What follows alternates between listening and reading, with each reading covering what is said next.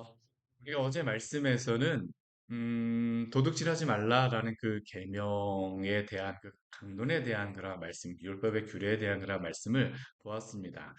이게 어제 말씀에서도 우리가 나누었지만 도둑질하지 말라라는 그러한 의미는 단순히 도둑질하지 말라라는 그런 소극적인 의미에서의 그러한 것을 의미하는 것을 넘어서 더 적극적으로 이웃의 그러한 어려움, 이웃의 그러한 그 물질까지도 그러한 보존될 수 있도록 그것을 도와주라라는 그러한 의미가 바로 도둑질하지 말라라는 그러한 의미에 내포되어 있다라는 것을 우리가 보았었어요. 오늘 그 신명기 24장 10절부터 22절까지의 말씀은 사실 어제 말씀이나 오늘 말씀이나 그게 크게 다르지 않은 것처럼 보입니다. 이웃을 위하여서 또한 명예를 위하여서 또한 그들의 어려움을 위하여서 도와주라라는 그러한 말씀이 사실은 나와 있습니다. 그런데 이 신명기 24장 10절부터 22절까지 뭐 내일 25장 우리 앞부분의 그러한 말씀까지는 무엇과 관련해서 이것을 그 십계명의 말씀으로 생각할 수 있냐 하면 아홉 번째 계명 거짓 증언하지 말라라는 그러한 말씀과 연관하여서 이것을 생각해 보는 게 좋습니다. 왜냐하면 이 거짓 증언하지 말라라고 하는 것은 이게 1차적으로는 거짓말하지 말라라는 그러한 것을 의미하지만 더 본질적으로 이게 재판정에서 위증하는 그러한 증인이 되지 말라라는 것을 그 안에 내포하는 게 가장 적은 그러한 의미라고 할 수 있어요. 그런데 이 거짓 증언하지 말라라는 것이 그냥 그것만을 위하는 것이 아니라 이 거짓 증언이라고 하는 것, 거짓 증인이 되지 말고 거짓말한다라는 이 본질적인 가장 나쁜 게 뭐냐면 상대방을 향하여서 이게 명예를 실추시킨다라는 게 거기에 가장 그게 안 좋은 것 아닙니까? 사실은 거짓 증언함으로 말미암아 우리가 성경 말씀에 보게 되면 뭐 그 아합 왕이 그 포도원을 빼앗아 갖고 그 생명을 잃게 되기도 하지만 근데 그것에 더 나쁜 것은 무엇이냐면 거짓 증인을 세워서 그러한 일들을 행하잖아요. 그렇죠. 이세벨이. 근데 그것의 가장 나쁜 것은 무엇이냐면 명예를 실추시키는 것입니다. 수치를 당하게 하는 것이죠. 수치를 당하게 하는 것이에요. 거짓말함으로 말미암아 상대방에게 수치를 주고 나에게는 무엇을 얻습니까? 나의 이익을 얻는 거죠. 그런 거 하지 말라라는 겁니다. 그런 거 하지 말라라는 거지.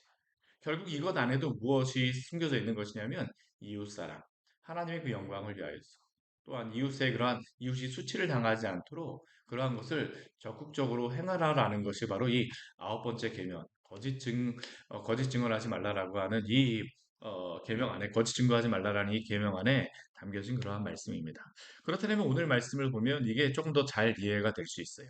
오늘 그 10절서부터 13절까지의 말씀을 보면 무엇에 대하여서 나오냐 하면 이웃이 어려움을 당할 때, 이웃에게 어떤 것을 구워줄 때에 그의 집에 들어가서 전당물을 취하지 말라라고 말씀하십니다.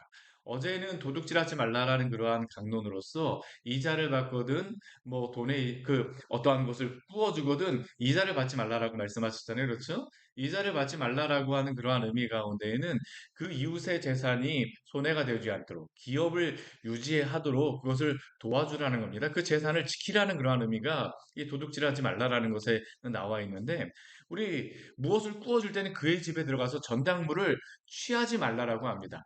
이자를 구워주는 것도 참 이게 형제가 어떻습니까? 이웃이 어떻습니까? 어려움을 당하기 때문에 그 돈을 구워주고 이자를 받는 것이 그렇죠? 근데 더 어려워진 상황은 무엇이냐 하면 전당물을 전당 잡히는 겁니다.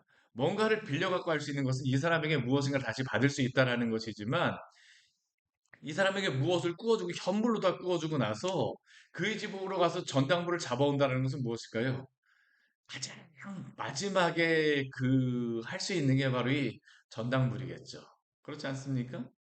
근데 이 전당물을 취할 때에 어떻게 하라고 이야기하냐면 너가 직접 그 집에 들어가서 전당물을 취하는 것이 아니라 우리 11절 말씀 보면 뭐라고 말씀하고 있어요. 밖에 너는 서 있고 내게 꾸는 자가 전당물을 밖으로 가지고 나와서 내게 줄 것이며 받는 사람은 뭐 어떻게든 간 최고 많이 받는 것을 원하겠지만 이것을 전당물을 주는 것, 이 사람이 잘못하거나 뭐 어려움을 당하여서 하는 것이라 할지라도 전당물을 주는 사람은 어떻습니까? 정말 그게 힘든 건 아닙니까? 한번 생각해 보세요. 오늘날에는 뭐 빨간 딱지 붙는다고 이야기를 하잖아요. 집안에 빨간 딱지가 여기저기 막 붙어 있는데 그 사람이 그 빨간 딱지를 붙일 뿐만 아니라 예전 같은 경우는 직접 가서 그걸 가져온다라고 한번 생각해 보십시오. 그것을 하는 이것 아버지, 남편, 그 사람은 그렇다 할지라도 그 집에 속해 있는 아내, 자녀가 그것을 본다라고 한번 생각해 보십시오. 얼마나 그 가정에 그 자녀에게 어려움이 될까요? 이게 이 아홉 번째 계명에서 말씀하는 것은 바로 겁니다. 가장 마지막에 남아있는 그 명예, 수치까지 그런 것을 어, 침범함으로 말미암아 그 존엄성을 해하지 말라라고 하는 게 바로 이 거짓 증언하지 말라, 거짓 증거하지 말라라는 그 말씀 안에 들어가 있는 말씀이죠. 이자에 대해서 받지 말라라는 것을 더 바닥까지 떨어진 사람의 그 어려움에 대하여서 더 나아간 것입니다. 더 어려워진 사람을 향하여서 그의 집에 들어가서 적어도 전당물을 직접 취하는 것이 아니라 그 사람이 갖다 줄 때까지 기다려 주라라는 겁니다.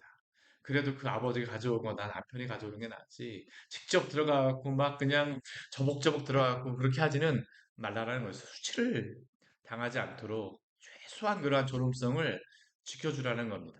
그리고 우리 12절과 13절 말씀에 보게 되면 그러한 의미로 보게 되면 여기에 또 계속적으로 나오죠. 가난한 자의 전당물을 취하게 되면 그 전당물을 가지고 올 때에 그 전당물을 가지고 잠을 자지 말라라고 이야기를 해요. 여기에 말하는 이 전당불은 무엇일까요? 옷입니다, 마지막 옷. 이 이스라엘 사람들은 옷이 집이 되기도 하고요. 가난한 자에게는 이게 이불이 되어지는 겁니다. 최후의 가장 생존을 위하여서 하는 게 바로 이 옷이라는 그 겉옷, 겉옷. 그래서 하나님께서 뭐라고 말씀하시냐면 해질 때에는 아무리 너가 전당물을 잡고 바를 게 있다 할지라도 해질 때에는 돌려주라라고 말씀하세요. 왜 그렇습니까? 밤에는 그것 없고 자야 된다라는 겁니다. 그러면 우리 13절 뒤에 말씀에 보면 이렇게 말씀하십니다. 그 일이 내 하나님 여호와 앞에서 내 공의로움이 되리라. 하나님의 공의는 결코 이웃의 그러한 수치까지 그렇게 끄집어내서 막 그냥 벗겨내면서 하는 것이 아니라는 겁니다. 하나님의 공의는 어떻습니까? 덮어주는 것이다라고 말씀하는 것이죠. 우리가 거짓 증거하지 말라라는 것, 이게 사실은 통하는 게 무엇입니까? 이것과 통하는 것입니다. 우리가 그 거짓 증언함으로 말미암아 다른 사람의 수치를 드러내는 것 아닙니까? 그런 것 하지 마십시오. 하나님이 기뻐하지 않으세요. 하나님께서 오늘 말씀하신 건 무엇입니까? 내 하나님 여호와 앞에서 내 공의로움이 되리라. 하나님의 공의는 그러한 게 아니라는 겁니다. 다른 사람들이 그렇게 한다 할지라도 차라리 그 마지막 남은 그것 가지고 가고 얼마나 도움이 되겠습니까? 사실 그렇죠. 예, 도움이 되겠습니까? 또 한편에서 또 하나님께서 말씀하시는 게 무엇일까요? 그렇게 고통당하고 고난당하는 그 하나님의 백성을 하나님이 기억하신다라는 겁니다. 너가 그러한 일을 하게 되면 하나님이 가만히 내버려 두지 않는다라는 것이고 또 이러한 일을 당하는 그러한 사람이게 되면 하나님이 기억하신다라는 것을 또한 우리에게 말씀하심을 기억하시기를 바랍니다. 우리는 하나님 앞에서 살아가는 사람들입니다. 하나님 앞에서 살아가는 사람들. 오늘 14절, 15절 말씀도 또 그 의미에서 본다면 뭐 비슷합니다. 이게 다 여러 가지 다 다른 말씀 같아요. 여기 수치와 명예로서 이것을 말씀 덮어주라는 것입니다. 이것을 그냥 그것까지 마지막 그 첫 조각까지 그냥 막 벗겨내지 말라라는 것이에요. 우리 14절 말씀 어떻습니까? 공궁하고 비난한 품꾼. 공궁하고 비난한 품꾼은 하루 일하는 그 품삯이 무엇입니까? 그 하루를 살아가는 그러한 힘이자 원동력이죠. 이것을 먹지 못하면 그의 가족이 굶습니다. 또한 그 사람이 그 다음날 와서 일할 수도 없죠. 그래서 하나님께서 뭐라고 말씀하시냐면 이러한 품꾼이 내 형제든지 내 땅 성문 안에 우거하는 객이든지 그를 학대하지 말라라고 말씀하세요. 근데 우리는 어떻습니까? 학대하기 너무 쉽죠. 학대하기 너무 쉬워요. 그렇게 하지 말라라고 말씀하십니다. 저는 이 정치를 보게 되면 여와 야의 그러한 정치를 보게 되는데, 여 같은 경우는 아무래도 있는 사람들의 그러한 그 위치에서 이 정책들을 하지 않습니까? 또한 야 같은 경우에는 없는 사람들의 그러한 위치에서 그거를 이야기하는 것이라고 합니다. 근데 이게 저는 핑퐁을 계속 치는 거라고 생각해요. 어디가 어떤 게 맞다라고 저는 생각하지 않습니다. 사실은 뭐 비슷해요.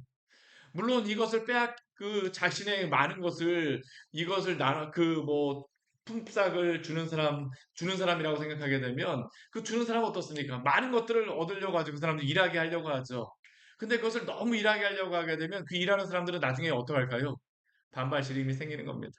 결국에 그 반발심으로 인하여서 또한 거기에 대하여서 많은 문제가 생기지 않습니까? 공산주의가 어디로부터 생겼습니까? 너무나도 그것을 빼앗으려고 하게 되면 거기서부터 생겨나는 것이죠.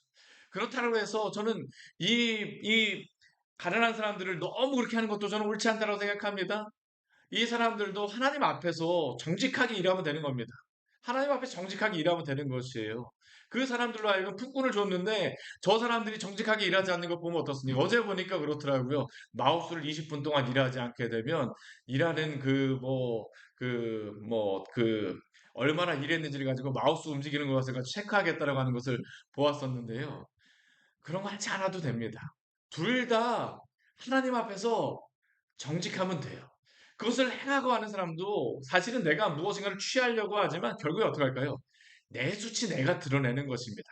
내가 일하지 않고 정직하게 하지 않고 내가 조금 더 편하려고 하는 사람이요. 결국에는 그거 가지고 내가 손해보게 되어집니다. 하나님이 기뻐하지 않으세요. 오늘 말씀에서는 그렇죠. 그것이죠. 거짓 증언하지 말라는 수치를 당하지 않게 수치를 당하지 않게 하라는 겁니다. 학대하지 말며. 오늘 15절 말씀에서 그래서 무엇이라고 말씀하시는 거예요? 15절 같이 한번 읽어볼까요?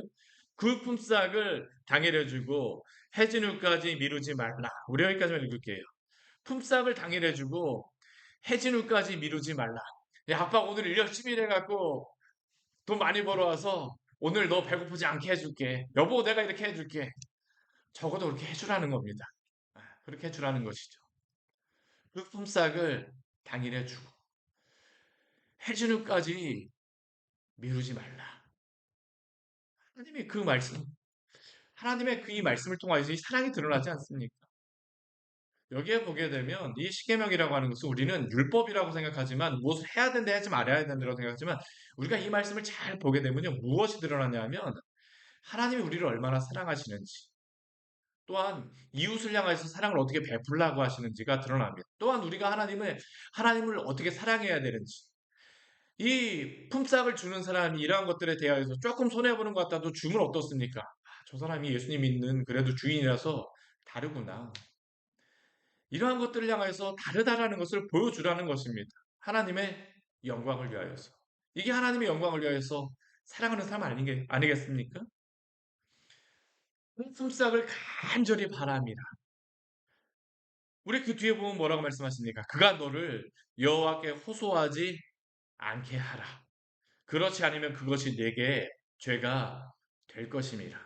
주인 같은 경우는 저 사람이 일하지 않아서 내가 주지 않았다라고 말할지 모르겠습니다. 근데 그 받지 않은 사람 어떻게 할까요? 하루 품삯을 제대로 벌지 못하는 사람. 사실 이유가 여러 가지가 있을 수 있습니다. 제대로 먹지 않아서 힘이 없게 되면 어떻습니까? 일하고 싶어도 일할 수 없는 사람도 있어요, 사실은요. 그러한 사람들 어떨지 모르는 겁니다. 그러한 사람들을 향하여서 너무 야박하게 하지 말라라고 하나님께서 또 말씀하시는 것이죠. 그러고 나면 그 사람이 가서 어떻습니까? 하나님 저 너무나도 배고픈데요. 그래서 제가 일하지 못해서 했는데요. 그럼 하나님께서 뭐라고 말씀하시는 겁니까? 그것이 내게 죄가 된다라고 말씀하시는 것이죠. 우리는 모두 하나님 앞에 살아가는 자인 줄 믿습니다. 내 입장에 생각하게 되면 사실은 다 원수입니다.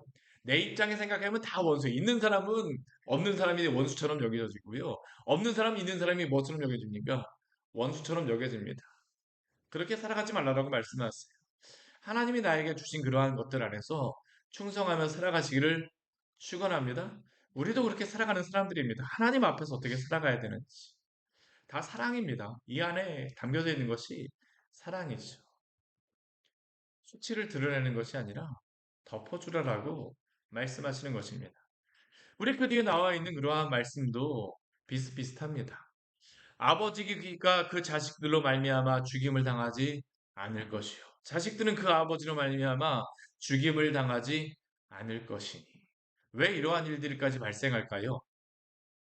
이 받는 사람이 내가 이것을 받으려고 하니까 자식에게까지 연좌제를 이거 한다라는 거 아닙니까? 연좌제. 예. 아버지로 인하여서 그 자식에게 또 자식으로 인하여서 아버지에게 그 죄를 묻는 것 하지 말라라는 겁니다. 이렇게 되면 어떡할까요? 그 집안이 통비박산 나지 않습니까? 아무리 괘씸하여 하나님이 기뻐하실까요? 기뻐하지 않으십니다. 내가 그렇게 성공하여서 하나님께 영광이 될까요?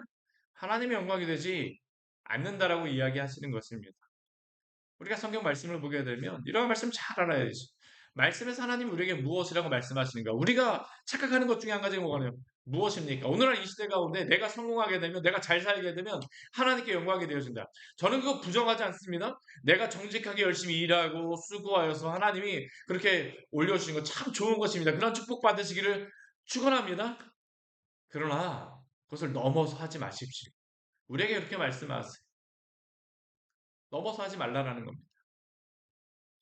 우리 17절 말씀에 객이나 고아의 승사를 억울하게 하지 말며 과부의 옷을 전당 잡지 말라. 가장 최후의 것들. 객, 고아, 과부 다 어떠한 사람들입니까? 재판을 제대로 받을 수 없는 사람들입니다. 이 사람들은. 이방인이라서 제대로 재판을 받을 수 없는 사람들이고요. 고아라서 제대로 재판을 받을 수 없는 사람들입니다. 증인으로서의 그런 역할을 할 수 없는 그런 사람들입니다. 과부도 증인으로서의 그 역할을 할 수가 없는 사람들이에요. 그렇게 되면 이 사람들 어떻습니까? 그냥 상대편이 와서 재판정에서 이야기하게 되면 그냥 말하는 대로 고스란히 당할 수밖에 없는 사람들입니다. 근데 뭐라고 말씀하세요? 객이나 고아의 송사를 억울하게 하지 말며 과부의 옷을 전당 잡지 말며 이렇게 행하게 되면 누가 여기에 대해서 하나님이 이들의 편이 되어 줄까요? 하나님이 되어 주신 것입니다. 하나님이 되어 주세요. 우리 18절에서 같이 읽겠습니다. 너는 애굽에서 종되었던 일과 내 하나님 여호와께서 너를 거기서 속량하신 것을 기억하라. 이러므로 내게 이 일을 행하라 명령하노라. 아멘. 지금 오늘 이 말씀을 신명기 말씀을 주시는 때가 언제입니까? 모압 평야입니다. 이들은 아직까지 애굽에서 종살이에서 풀려난 지 얼마 되지 않았어요. 40년밖에 되지 않았습니다. 그들의 아버지만 해도 다 종이었던 사람들입니다. 너희가 가나안 땅에 들어가서 객이나 고아나 과부, 과부가 이러한 일을 당하게 되면 너희도 애굽의 종이로서 그러한 일을 당하였던 것을 기억하라는 겁니다. 그들이 애굽의 종으로서 당하였던 그러한 일이 무엇입니까? 우리 출애굽기 1장 우리 말씀에 보면 나오잖아요. 자신의 자식조차도 지킬 수가 없었어요. 그렇지 않습니까?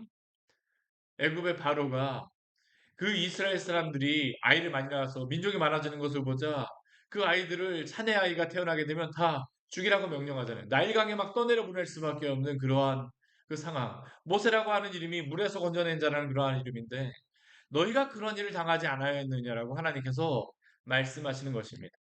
우리 19절 말씀, 우리 20절 말씀, 21절 말씀도 비슷한 말씀을 하십니다. 곡식을 떨 때에 그냥 이런 한 단 같은 것을, 한 뭇을 밭에 잊어버렸거든. 떨구었거든. 어떡합니까? 다시 가서 가져오지 말라라고 말씀하세요. 그게 무엇이 될 수 있다는 겁니까? 정말 그날 저녁에 음식을 먹을 수 있는 그 사람들에게 나그네와 고아와 과부들의 한 끼의 식사가 될 수 있다는 것이죠. 남겨두려고 말씀하십니다. 그렇게까지 너가 성공하려고 하지 않아도 하나님께서 지켜준다는 겁니다. 누가 지켜준다는 겁니까? 하나님이 지켜준다는 것이죠. 감람나무도 그렇습니다. 감람나무를 떤 후에 그 가지를 다시 살피지 말고 그 남은 것은 객과 고와 가부를 위하여 남겨두며 물론 가난한 그러한 그 사람이라고 하게 되면 넓고 싶겠죠. 그래도 그 가난한 또 다른 사람이 있기 때문에 남겨두라는 것입니다. 우리나라도 비슷한 그러한 게 있지 않았습니까? 뭐 이렇게 그 감을 따게 되면 가장 위의 것은 너무나도 끝까지 따지 말라라고 이야기하잖아요. 그렇죠? 왜 그렇습니까? 들짐승까지 먹으라고 뭐 까치밥이라고 이야기했었는데요. 비슷한 겁니다. 근데 우리 오늘날 이 시대 어떻습니까? 다 잃어버렸잖아요. 그렇죠. 예. 우리 21절 말씀도 그렇습니다. 포도원의 포도를 딴 후에 그 남은 것을 다시 따지 말며 객과 구와 가부를 위하여 남겨두라라고 말씀하시죠. 앞에 그 도둑질에서는 그것을 따먹는 사람들에게 말씀하셨는데 이번에는 어떤 누구를 향해서 말하십니까? 주인을 향해서 말씀하시는 것입니다. 이 사람들이 너무나도 수치스럽게 여기면서 가져가지 말게 하라는 겁니다. 이 사람들이 가져갈 때는 어떻게 가져갈까요? 밤에 가져가지 않겠습니까? 끝난 이후에 가고 누가 볼까 봐 사실 가져오는 거라는 사람들 너무 수치스럽지 않도록 하라라고 하나님께서 말씀하시는 것이죠. 저는 오늘날 정치 보게 되면 참 안타까워요. 야 보게 되면 뭐 그냥 너 죽고 나 살자 막 이런 거 아닙니까? 하나님 기뻐하지 않으세요? 우리 22절 말씀 같이 한번 읽어볼까요? 너는 애굽 땅에서 종되었던 것을 기억하라. 이러므로 내게 이 일을 행하라 명령하노라.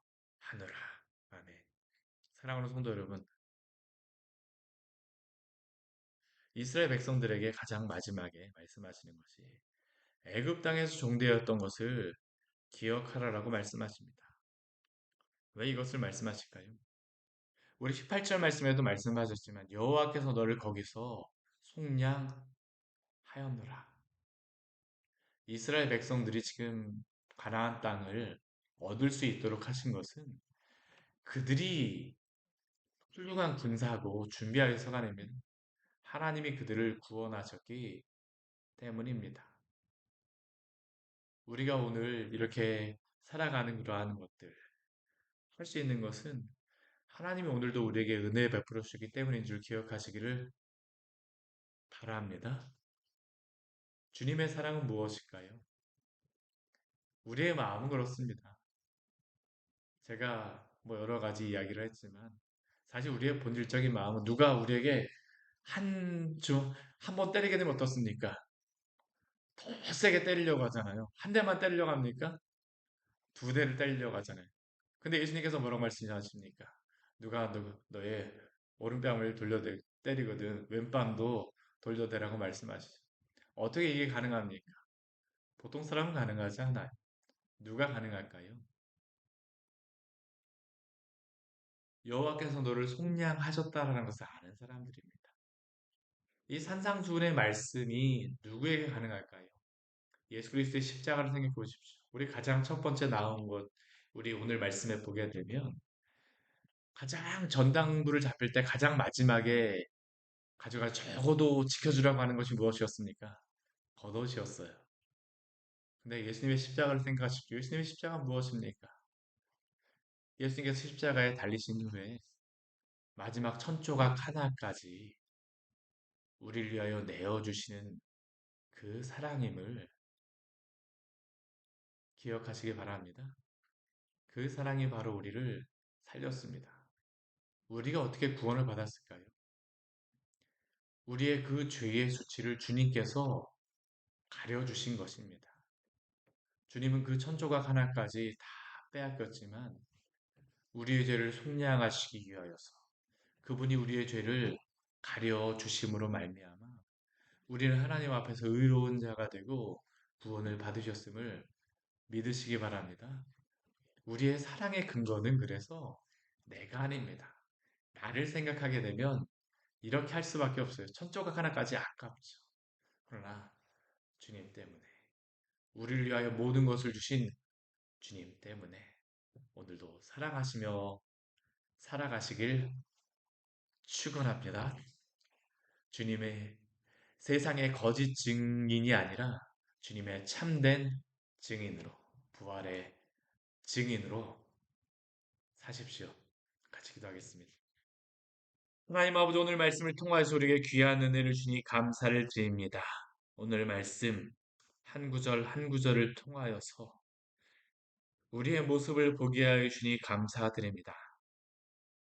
제가 이 앞에서 이 설교를 하였지만 저도 저에게 하나님 아버지 누군가 해를 가하는 것에 대하여서 분노할 때가 얼마나 많은지 모르겠습니다. 우리 인간의 마음이 그렇습니다. 용서하지 못할. 나를 사랑하는 자에게 사랑을 베풀 수는 있지만, 그러나 나에게 손해를 끼친 자에게 어찌 전당물을 돌려줄 수가 있겠습니까? 그러나 주님, 연약한 자, 죄인 된 자, 원수 된 자를 위하여 천조각 한 자라까지 아끼지 않으시고 하나밖에 없는 그 아들 예수 그리스도를 십자가에 그 우리의 죄를 위하여 담당하심으로 말미암아 우리를 구원하신 그 사랑을 기억하게 하여 주시고 이 사랑으로 우리가 살았음을 알고 또 오늘도 이 시대 가운데에서 세대의 그러한 세대의 어떤 세태를 따라가는 것이 아니라 주님, 주의 말씀 붙들고 사랑하며 살아갈 수 있는 귀한 모델이 될 수 있도록 주여 도우시고 인도하여 주시옵소서. 수치를 드러내는 자가 아니라 수치를 덮어주는 자로서 우리 주 예수 그리스도가 우리의 죄를 우리의 수치를 덮어주신 것과 같이 우리의 죄악의 값을 치루어 주신 것과 같이 오 주님 당신 안에서 우리가 살게 하여 주시옵소서. 예수님 이름으로 기도드립니다. 아멘. 오늘 말씀 같이 기억하시면서 기도하며 나가도록 하겠습니다.